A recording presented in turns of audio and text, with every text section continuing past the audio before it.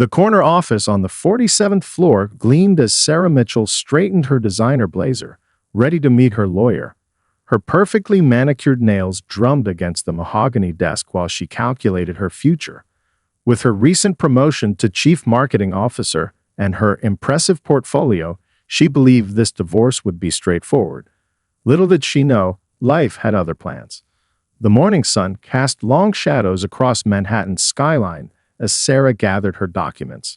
The familiar weight of her leather briefcase felt reassuring against her palm as she strode toward the elevator.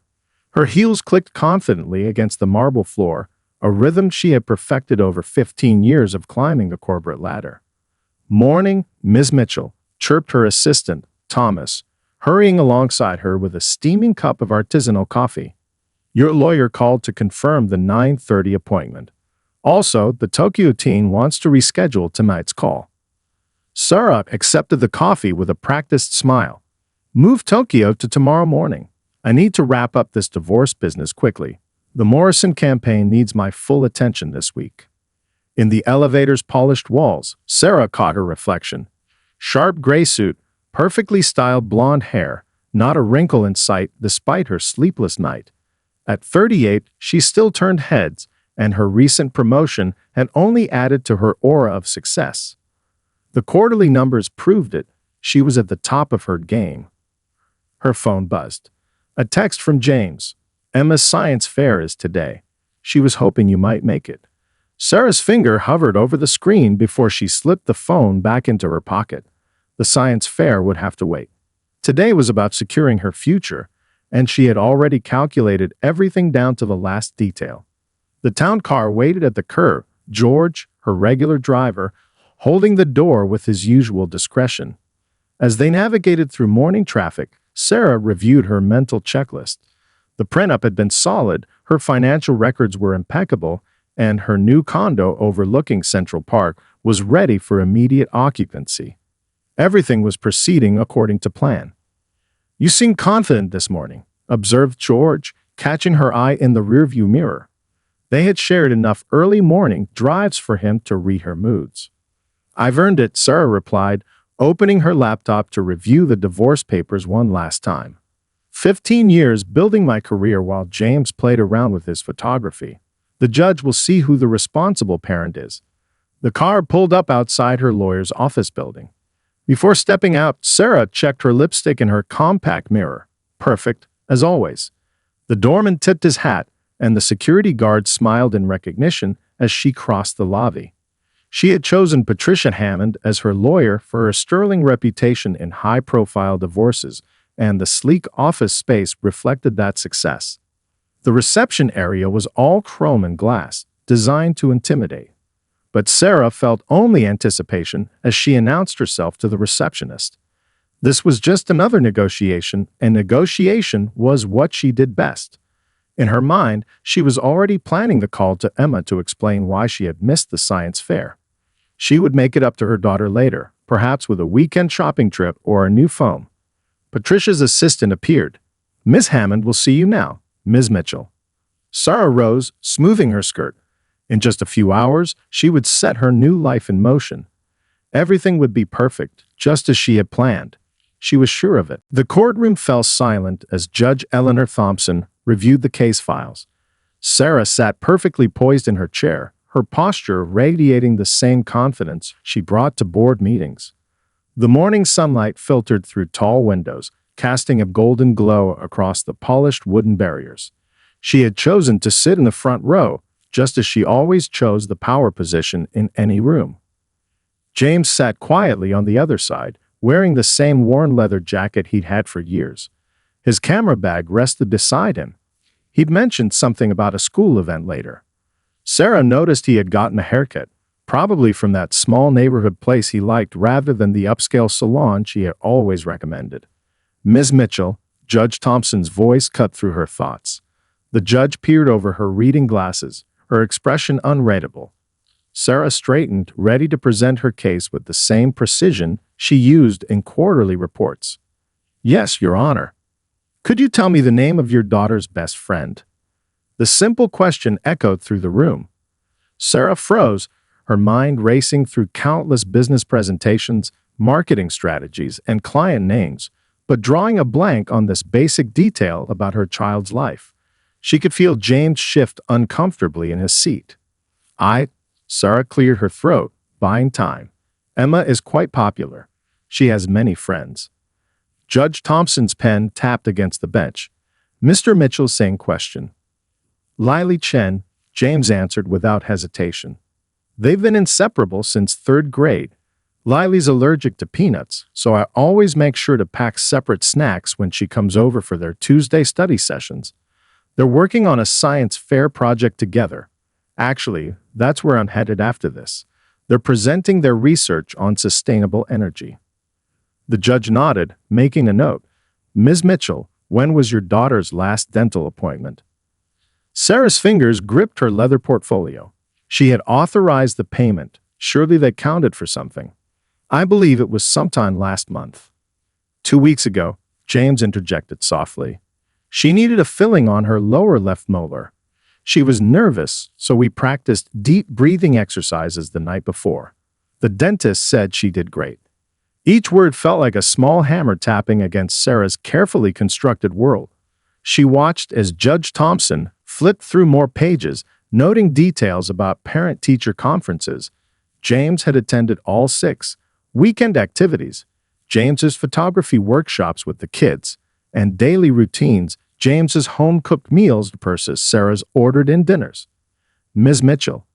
Judge Thompson looked up again, her eyes kind but firm.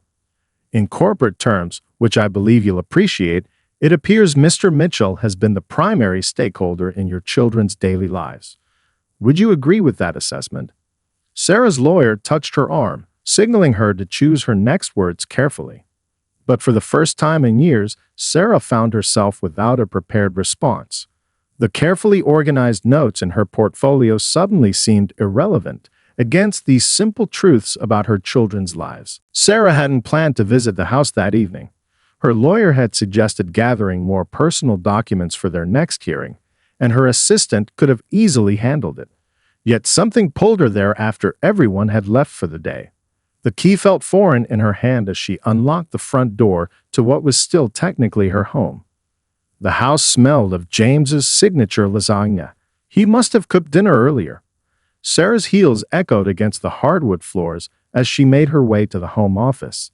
Family photos lined the hallway, chronologically displaying their lives together.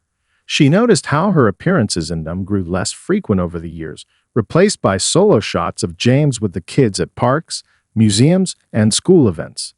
The office door creaked open to reveal James' organized chaos. His photography equipment shared space with the children's art supplies, a perfect metaphor for how he balanced his passion with parenting. Sarah headed for the filing cabinet but stopped when she noticed a large storage box labeled Family Memories in James's neat handwriting. Curiosity won over efficiency. Sarah lifted the lid and her breath caught. On top lay Emma's first attempt at writing her name, the E backward but proudly displayed on pink construction paper. Beneath it, she found Nathan's kindergarten art projects, each one carefully preserved with dates and little notes in James' handwriting. Nathan was so excited about mixing the colors, and he spent all morning getting the dinosaur scales just right. A stack of Father's Day cards revealed years of love and inside jokes she'd never been privy to. One from Emma Reed, "Thanks for teaching me how to make the perfect grilled cheese when I'm sad." Another from Nathan said, "You're the best dad ever because you never miss a single soccer game, and you know exactly how to fix my favorite teddy bear." Photographs spilled out next. James teaching Emma to ride a bike, his hand steady on the seat as she beamed with determination. Nathan's first attempt at baking cookies, the kitchen a disaster but both father and son laughing through the mess. A series of pictures from what appeared to be their weekly adventure Saturdays, small trips to nearby towns, museums, and parks that Sarah had always been too busy to join. At the bottom of the box, Sarah found something unexpected, a folder marked Mom's Achievements. Inside were newspaper clippings of her promotions, printouts of articles featuring her success, and drawings from the kids celebrating her business trips. "My mom is speaking in Paris," written in crayon, decorated with wobbly Eiffel Towers. Sarah's vision blurred as she realized James had made sure their children knew and celebrated her accomplishments, even when she was absent. He had preserved their mother's legacy while quietly building his own repository of daily love and attention. Her phone buzzed, another work email demanding immediate attention. But for the first time in years, Sarah let it go unanswered. Instead, she found herself reaching for one of Nathan's drawings, tracing the careful lines of a family portrait where all four of them held hands, smiling beneath a bright yellow sun. The reality of what she had missed and what she stood to lose finally began to sink in. Sarah's silver Mercedes idled in the school parking lot 15 minutes earlier than necessary. Her afternoon meetings had ended unexpectedly quickly, and on impulse, she decided to pick up the kids herself rather than sending their regular driver. Now, watching the steady stream of parents arriving, she felt strangely like an outsider at her own children's school. Through her tinted windows, she observed the familiar rhythm of end-of-day dismissal. A group of parents gathered near the entrance, chatting comfortably like old friends. Sarah recognized a few faces from PTA emails she'd skimmed but never responded to. They carried homemade signs for the book fair, and suddenly she remembered James mentioning he had helped organize it. Right on cue, James appeared from the school building, carrying a stack of colorful posters. He wore his reading glasses, the ones she used to tease him about making him look like a professor, and his camera hung around his neck. Parents gravitated toward him naturally, and Sarah watched as he orchestrated the setup of the book fair displays with easy confidence.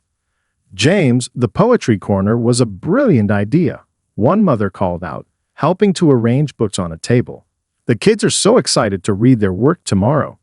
He grinned, adjusting a banner. It was actually Emma's suggestion. She said if grown-ups have open mic nights, why can't kids have them too? Sarah's throat tightened. She hadn't known Emma was interested in poetry. A small group of children rushed out to help, and Sarah recognized her son among them. Nathan's face lit up as James handed him a stack of bookmarks to distribute.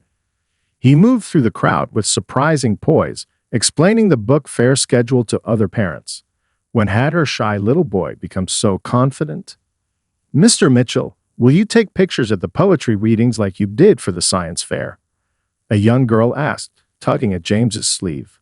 "My mom framed the one you took of me with my project." "Wouldn't miss it for the world," James replied, already adjusting his camera settings. Speaking of which, who's ready for the book club photo? Sarah watched in amazement as parents and children quickly arranged themselves on the school steps, laughing and calling out poses.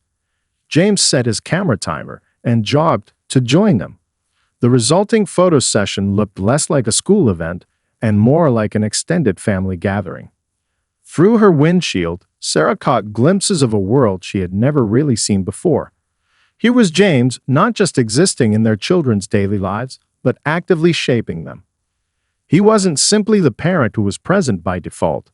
He was the parent who created moments, fostered connections, and built a community around their children. The business metrics she had always used to measure success seemed hollow against this rich tapestry of everyday life. Her quarterly bonuses couldn't buy the way Nathan's eyes shone with pride as he helped his father, or the confident set of Emma's shoulders as she discussed the poetry corner with her friends. Sarah's phone buzzed with a message from her lawyer about their next court appearance, but she barely noticed it. She was too busy watching James high-five a group of kids, wondering how she had missed seeing this side of him for so long. Sarah's corner office felt different now.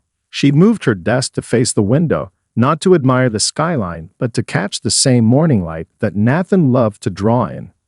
Her latest marketing proposal sat untouched while she studied a parent-teacher conference schedule on her tablet, mentally rearranging meetings to attend in person this time. "Thomas," she called to her assistant, "move my Thursday dinner with the London team to lunch instead, and get me Emma's school calendar since to my work schedule." Thomas paused in the doorway, surprise flickering across his face. "The whole school calendar? That's at least 30 events this semester."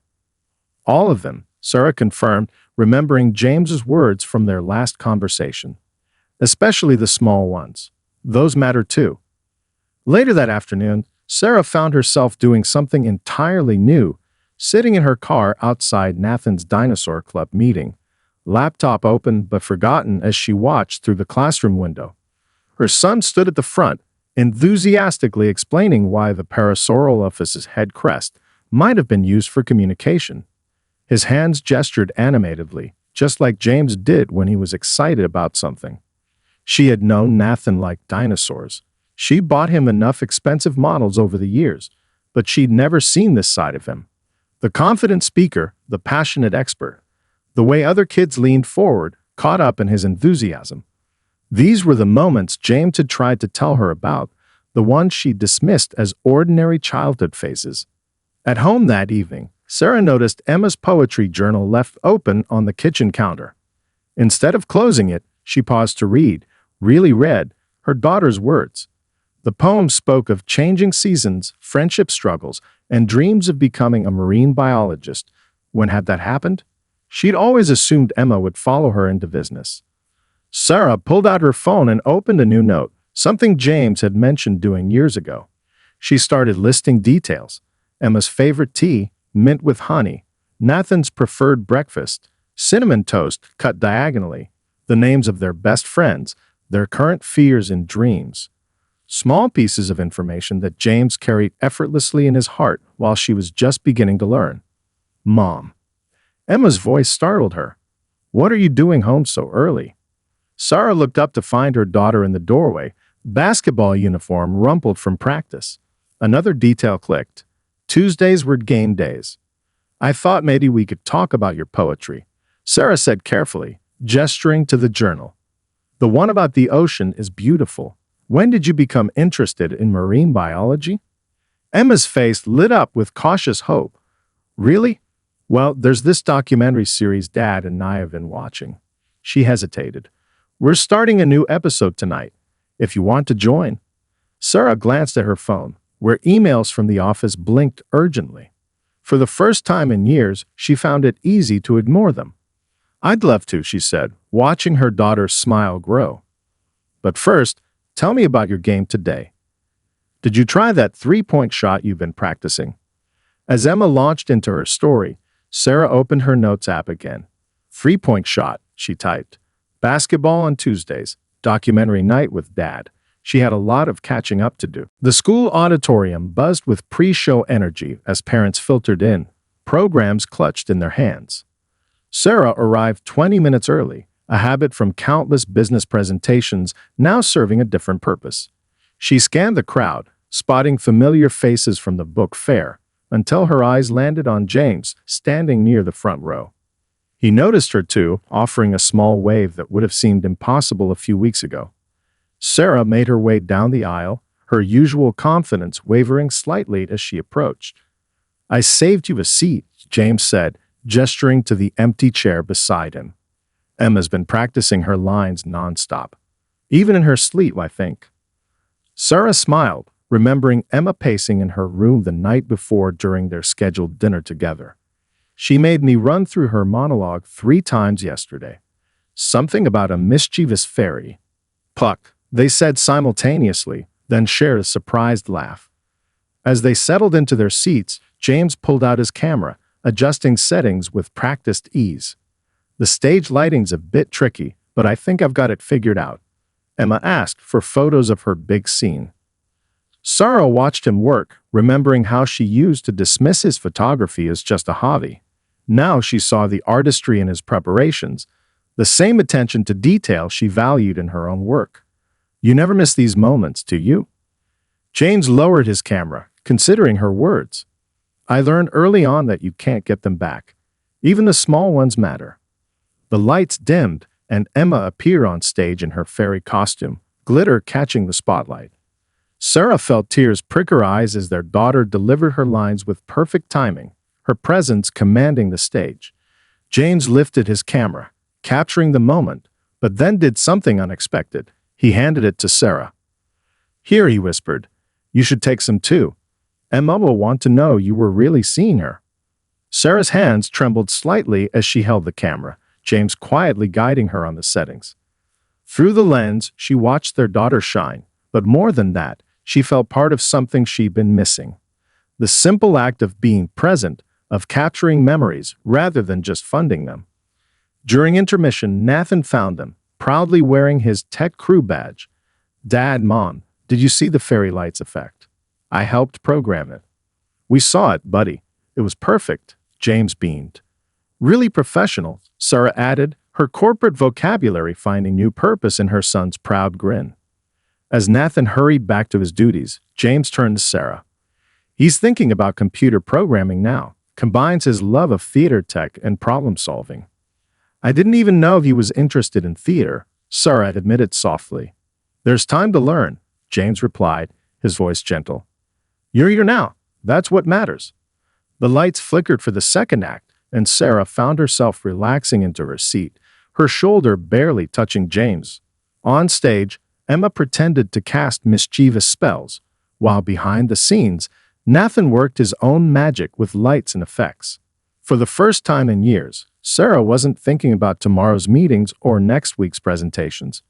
She was simply there, watching her children create magic, sharing proud smiles with the father who had never left their side. The conference room felt smaller than Sarah remembered, despite its wall of windows overlooking the city. Her lawyer sat beside her, reviewing the modified agreement one last time, while across the polished table, James and his attorney waited quietly. The afternoon sun cast long shadows across the documents that would reshape their future. Sarah drew a deep breath, straightening the papers before her with steady hands. "Before we proceed, I'd like to propose some additions to the agreement." She pulled out a carefully prepared document, her corporate efficiency now serving a more personal purpose. "Along with the standard child support payments, which I've actually increased beyond the court's recommendation," she began, meeting James's surprised gaze. "I want to establish a separate educational trust for both children. Emma's showing interest in marine biology, and Nathan's passion for theater tech and programming should be encouraged."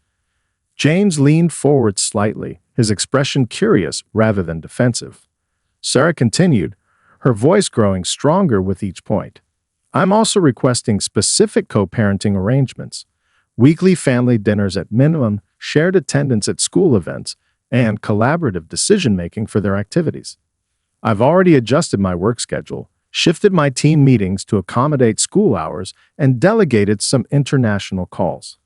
She pulled out another document, this one bearing the corporate letterhead. "My company has approved my modified work arrangement. I'll be home by 5 p.m. 3 days a week, and I've reduced my business travel by 60%. The children's events will be marked as immovable appointments in my calendar." The lawyers exchanged glances, but Sarah kept her focus on James. "I know this is unusual, adding conditions that benefit the primary custodial parent, but I want this formalized. Not because I don't trust you. You've proven yourself the more reliable parent, but because I need to hold myself accountable." James studied her for a moment before speaking. "The trust fund isn't necessary, Sarah. The child support would be enough." "It's not about the money," Sarah replied, surprising herself with how much she meant it. "It's about being present in their futures, not just funding them. I want to sit with Emma while she researches marine biology programs. I want to help Nathan build his first computer. I want to be there, really there, not just financially." She reached into her briefcase one final time, removing a small envelope. "Emma's poetry reading is next Thursday at 2 p.m. Nathan's Tech Club presentation is the following Tuesday at 3 p.m. These are my confirmed calendar blocks showing I'll be there. I'd like you to hold on to these as a promise." The room fell silent as James accepted the envelope. He opened it slowly, examining the calendar entries with the attention he usually reserved for adjusting his camera settings. Finally, he looked up and Sarah saw something she hadn't expected: respect. "You've really thought this through," he said softly. Sarah nodded, feeling tears threaten but maintaining her composure. "I had an excellent example of what real parenting looks like. I was just too busy to notice before." The lawyers began discussing technical details, but Sarah barely heard them. She was watching James add her calendar printouts to his worn leather portfolio. the one that held all their children's important moments. For the first time, one of her contributions would be preserved alongside his careful documentation of their family's life. 1 year later, Sarah's office told a different story. Between market reports and strategy documents sat a handmade photo frame, Emma's latest artistic creation, displaying their recent family beach trip. Her desk now featured 2 monitors, one for work, one perpetually open to the shared family calendar she and James maintained. A small dinosaur figure, a gift from Nathan, stood guard over her pen holder. The monthly child support payments transferred automatically, but Sarah had learned that financial support was the easiest part of her new life. The real investment came in moments. Helping Emma perfect her science fair presentation on ocean acidification, cheering at Nathan's first coding competition, and keeping her promise to attend every parent-teacher conference alongside James. Ms. Mitchell? Thomas appeared at her door. The Tokyo team is ready for their call, but he hesitated, glancing at the clock. Sarah smiled, already reaching for her coat. Reschedule it. Today's Nathan's theater tech demonstration. The drive to school felt natural now, her silver Mercedes finding its usual spot in the parent parking area. Other parents waved as she walked in, no longer the mysterious executive mother, but simply Nathan's mom who helped organize the last bake sale, even if her contributions were store-bought. Inside the auditorium, she found James setting up his camera equipment. Got here early to get the best angle, he explained, adjusting his tripod. Nathan's running the entire light show himself today. I brought the documentation team, Sarah replied, holding up her tablet. He wants to include the video in his programming portfolio. They sat together comfortably, a familiar rhythm established over months of shared events. The child support payments that once felt like a corporate transaction had evolved into a joint investment in their children's dreams. Nathan's summer coding camp, Emma's marine biology workshops, and countless small opportunities they both delighted in providing. As the lights dimmed and Nathan's program began synchronizing colors with the student orchestra, Sarah felt her phone vibrate. A quick glance showed an urgent email from the London office, but she silently turned the phone face down. Some lessons, once learned, stuck forever. Remember his first attempt at programming the stage lights? James whispered, snapping photos. Now look at him. Sarah did look, seeing not just Nathan's technical skills, but the confidence he developed. She thought about Emma, too, currently in the school lab finishing her project on coral reef preservation. Her daughter had inherited her drive, but was applying it to saving oceans rather than closing deals, and Sarah couldn't be prouder. After the performance, they gathered for their weekly family dinner, a tradition now sacrosanct in Sarah's calendar. Over pasta at their favorite restaurant, Emma shared her latest poetry, Nathan excitedly explained his light programming sequences, and James and Sarah exchanged knowing smiles at their children's enthusiasm. Mom, Emma said suddenly, can you help me prep for my presentation tomorrow? I know you're good at public speaking. Of course, Sarah replied, warmth filling her chest. But you know what? You're already pretty amazing at it yourself. Later that night, updating her family photo album, a habit learned from James, Sarah paused at a recent picture. It showed all 4 of them at Emma's science fair, not posed or perfect, but genuinely happy. The child support checks still flowed monthly, but they had become just one small part of a much richer story, one where presence mattered more than presence, and where success was measured in moments rather than metrics.